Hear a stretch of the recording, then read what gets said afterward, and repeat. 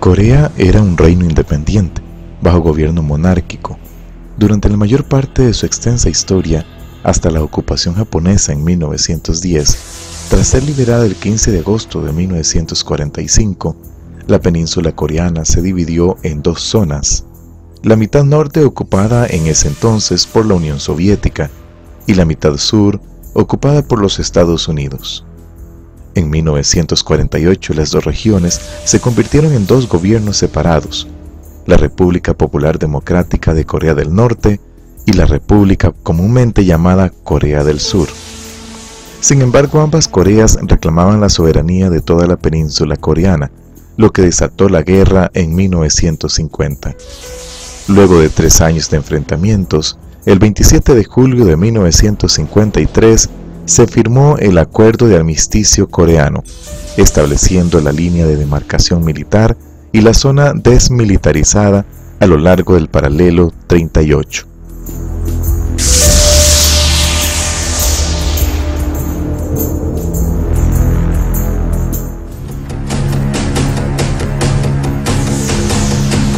Es cierto, y la noticia nos lleva hasta la ciudad de Hwanghae, en Corea del Norte. Hugh Tak, un hombre de 32 años, fue detenido y luego fusilado al comprobarse que, desesperado por el hambre, había matado y se había comido a sus propios hijos de 8 y 6 años. Ocurrió hace unas semanas cuando Kaik, la esposa de Hugh, salió a buscar trabajo. Aprovechando su ausencia, el hombre mató de un hachazo a su hija mayor de 8 años y como su hermanito de 6 vio todo, también decidió eliminarlo. Cortó en trozos a sus hijos, tiró a la basura lo que no le servía y horas más tarde, cuando su mujer regresó a casa, le dijo: «Tenemos carne para comer». La horrorizada mujer denunció al marido, quien fue sentenciado a muerte y fusilado.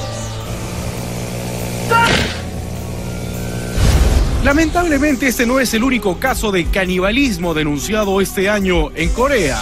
Otro hombre, cuyo nombre no han revelado las autoridades de Pyongyang, desenterró a su hijo muerto hace unos días de tuberculosis, hirvió su carne y comió sus restos. Varios medios de comunicación han informado sobre esta lamentable situación que se ha vuelto cotidiana en Corea del Norte. De acuerdo al reporte de varios periodistas que han trabajado encubiertos en Norcorea, la población viene sufriendo de hambre, algo que los ha conducido al canibalismo. Pero víctimas del canibalismo no son solo los familiares de estos antropófagos. De hecho, muchos norcoreanos se han convertido en caníbales comprando carne humana en mercados alejados de Pyongyang, la capital. Según las autoridades, Sang Jong-min descuartizaba a sus víctimas y después vendía sus restos en un puesto de mercado, y los huesos y otras partes de restos humanos los almacenaba en su casa en bolsas de basura. Aseguran que es más barata y que no encierra para quien la compra ninguna pena frente a la policía. El peso de la ley cae sobre los vendedores. Si compras carne humana, no hay problema. Pero quienes mataron gente para vender su carne son perseguidos y asesinados. Estas personas de lugares apartados a la capital de Norcorea asesinan a los más débiles, los trozan y venden su carne en un mercado por lo bajo, convirtiendo en caníbales a los compradores. Por supuesto, esta venta se hace en secreto. Es vendida como carne de cerdo porque a eso sabe la carne humana. La República Popular Democrática de Corea es considerada uno de los países más represivos del mundo. Vitit Muttarbong, quien fue reportero especial de la Organización de las Naciones Unidas ONU sobre los derechos humanos en Corea del Norte, describió al país como un sui generis de su propia categoría. El informe que presentó Muttarbong en el 2010 al Consejo de Derechos Humanos de la ONU en Ginebra sostiene: luego de observar la situación de los derechos humanos en el país durante los últimos 6 años, lo que he descubierto es evidente. Los abusos contra la población general por la cual las autoridades deberían hacerse responsables son atroces y persistentes. Según el Human Rights Watch, Vigilancia de los Derechos Humanos, los funestos registros de los derechos humanos de ese país no muestran señales de mejorar bajo el gobierno de Kim Jong-un. Más de 200.000 coreanos, incluyendo niños, son hechos prisioneros en campos donde muchos fallecen por los trabajos forzados, la alimentación insuficiente y el abuso por parte de los guardias. Arrestos arbitrarios, carencia de los debidos procesos y la tortura son problemas dominantes.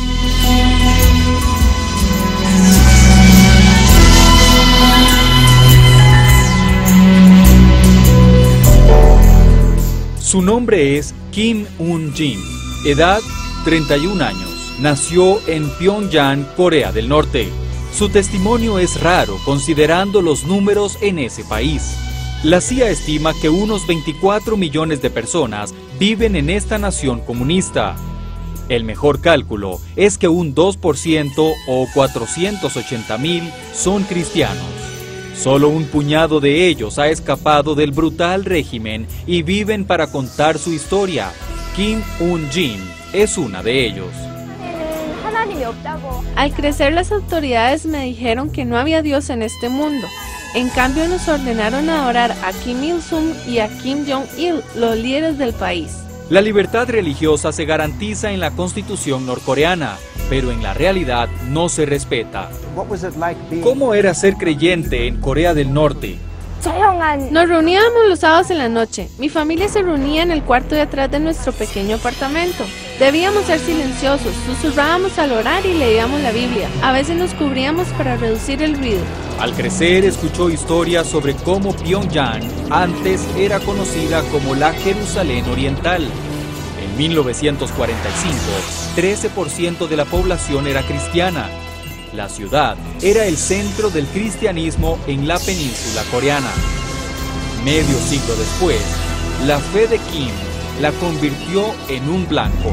Mis padres a menudo me pedían que estuviera fuera del apartamento para ver que no viniera nadie mientras la familia oraba adentro. Nadie podía saber lo que pasaba. Con el tiempo las reuniones crecieron e incluían a amigos y otros familiares. Teníamos una Biblia en casa. Mi abuela, quien era una creyente de los tiempos del Imperio japonés, tenía una Biblia china. Ella tradujo la Biblia al coreano a mano en pedazos de papel. Así leíamos la Biblia, hallábamos fortaleza en esas páginas. Pero pronto las autoridades descubrieron que su padre era un creyente secreto. Mi padre era sastre en el pueblo y la policía sospechó que algo sucedía. Creemos que pusieron micrófonos secretos en la tienda y en su ropa.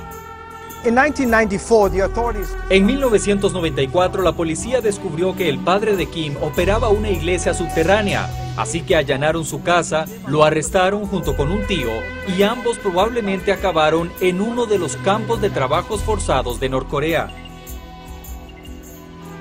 ¿Recuerdas ese día?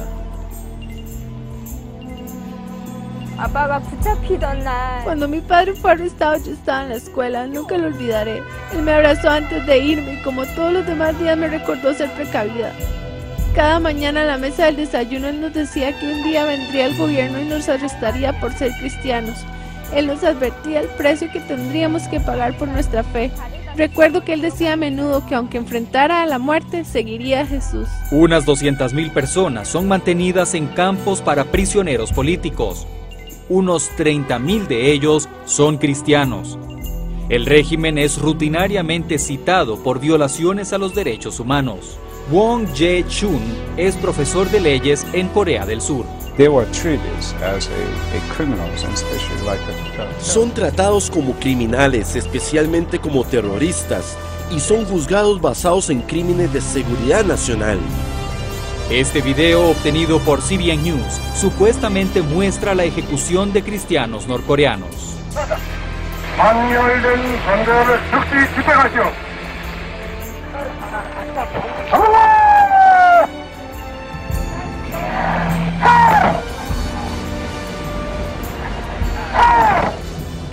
¿Crees que tu padre esté vivo? No, todos saben qué pasa cuando agentes del gobierno arrestan a cristianos en Norcorea. Nunca salen con vida. Lo extrañan.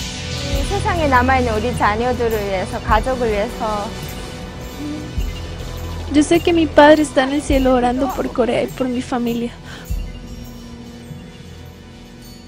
La madre, abuela y sobrinas de Kim lograron escapar ese día a las montañas. En 2005, con ayuda de un pastor chino, ella cruzó el río Tumen hacia China. Su familia la siguió meses después. Fue una decisión difícil. Sabía que si me atrapaban sería arrestada y enviada a prisión, pero mi familia desertó porque éramos perseguidos en Corea del Norte por nuestra fe. Hoy día está casada, tiene un hijo y vive en Seúl, Corea del Sur. Estoy orgulloso de lo que ella hizo. Su familia ha pasado mucho durante años. Ella es una heroína a mis ojos. Kim pone de lado esos cumplidos. En cambio, honra al hombre quien arriesgó su propia vida. Yo crecí en un lugar donde se decía que no había Dios, pero mi padre me enseñó lo contrario. Él amaba a Cristo y por eso murió. Kim tiene el sueño de regresar a Pyongyang y compartir sobre su amor con la gente de Norcorea. Nos alistamos para el día en que se abran las puertas. George Thomas, CBN News, Seúl, Corea del Sur. Bajo la idea de Fuche, los norcoreanos son llamados a adorar a Kim Do-sun como Dios y a su hijo Kim Jong-il como el hijo del Dios. Toda forma de religión organizada es considerada como una amenaza. Por 11 años consecutivos, la organización Open Doors International ha calificado a Corea del Norte como el lugar más difícil de la tierra para ser cristiano, describiendo el trato a los cristianos de la siguiente manera. Los cristianos son clasificados como hostiles y enfrentan arresto, detención, tortura y hasta ejecución pública. Hay un sistema de campos de trabajo, incluyendo la conocida prisión número 15 que, según informes, alberga a 6.000 personas, solo cristianos perseguidos. Pero aún hay esperanzas. A pesar de la severa opresión, la iglesia clandestina está creciendo. Open Doors estima que hay alrededor de 400.000 cristianos en Corea del Norte. Los nuevos creyentes tienen un papel crucial en los crecientes esfuerzos para ganar más discípulos para Jesús.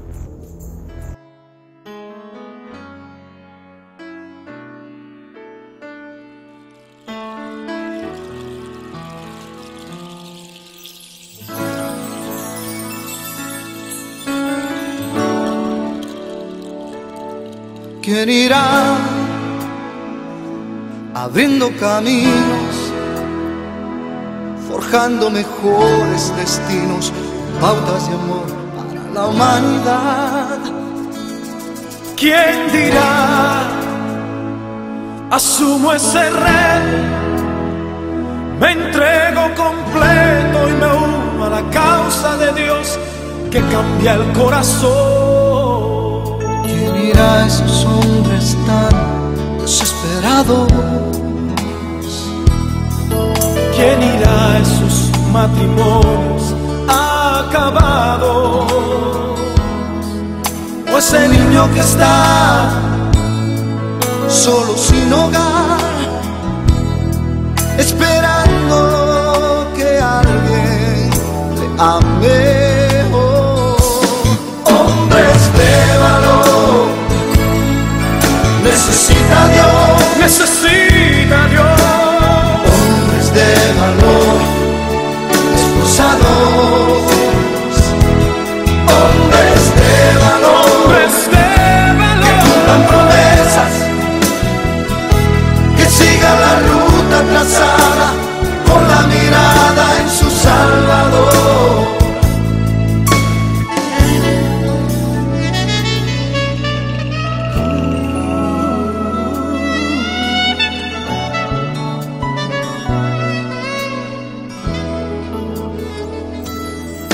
Heme aquí, Señor, rindo mis derechos.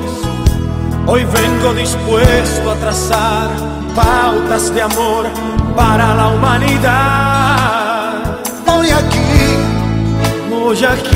asumo ese reto y me entrego completo y me uno a la causa de Dios que cambia el corazón. Hombres de valor, necesita a Dios, necesita a Dios. Hombres de valor, esforzados, hombres de valor, que cumplan promesas, que sigan la ruta trazada con la mirada en su Salvador. Hombres